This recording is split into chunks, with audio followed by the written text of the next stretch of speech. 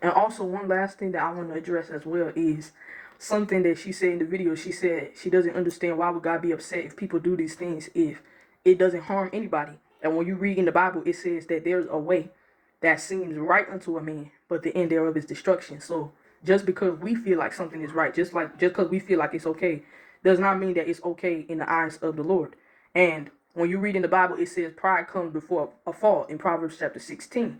And thousands, millions, I don't know how long ago, Satan, he was living in heaven with God, but because of the pride that he felt, the Lord cast him down to this earth. Now we have what is called Pride Month.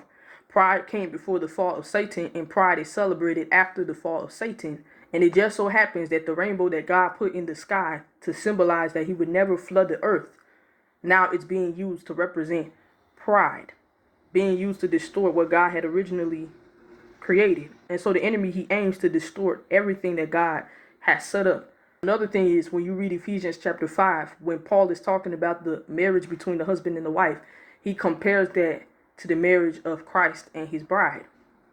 When you read the book of Revelations, it talks about how when Jesus returns, there will be the marriage supper of the Lamb.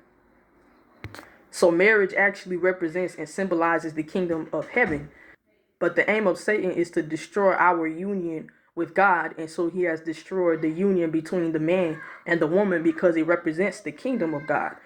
And then lastly, the Bible also talks about how it goes against what God has called natural law, because the reproductive organs of two males and two women, scientifically, even if you don't want to have children, those two things, they just do not go together. And that goes back to God, because in Romans chapter 1, it says that he created the laws in nature.